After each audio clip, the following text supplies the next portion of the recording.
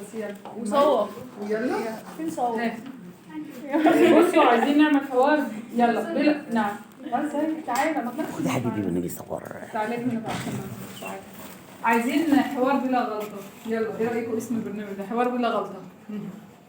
يلا 3 2 1. اهلا وسهلا بيكم في حلقه جديده من حلقات برنامجكم بيت العيد. ضيفتنا النهارده قدرت انها تتميز وسط وحوش كبيره جدا بتدرب كاراتيه، لعبه عنيفه مش سهل ان الست تتميز فيها.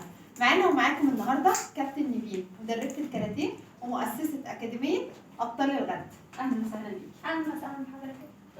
طبعا كل الاسر بتهتم بالرياضه، بس للاسف في مشكله كبيره جدا انها رانيا رانيا انت عكستي تمام. بصي انا دايما بقول احنا المذيع بنواجه الضيف. انا حسيت هي الضيف جاهزه. بصوا المثلث واقف ازاي. رانيا كده رانيا كده مش عايزه يبقى في اي كومنتات في ودنك تمام، غير على الضيف مش عليكي انت. يعني اخطر حاجه ان الكنترول عمال يديكي انت كومنتات. لا انت المفروض مهنيه، لكن هو بيديكي كومنت ايه خلي بالك الضيف مش عارفه ايه معمول، خلي بالك هي واقفه غلط، انما عليكي انت تمام. فهي ما وقفتش كده، لا هي خلصت كلامها وراحت داخله ايه على الضيف على طول. ماشي يا رانيا يلا ها ابتدي من حيث الهيك. يلا 3 2 1. معانا ومعاكم النهارده كابتن نيفين مؤسسه اكاديميه الابطال. اهلا وسهلا بيكي. اهلا وسهلا. الحمد لله.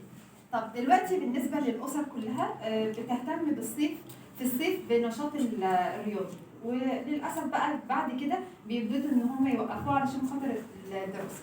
تقدري تنصحيهم بايه او تقولي لهم قد ايه الرياضه مهمه ومفيده في ان احنا نستمر فيها، ما تبقاش بس مجرد نشاط صيفي؟ هي الرياضة ما بتأثرش نهائي على عقلية الطفل أو بتأثر على المستوى الدراسي نهائي، بالعكس.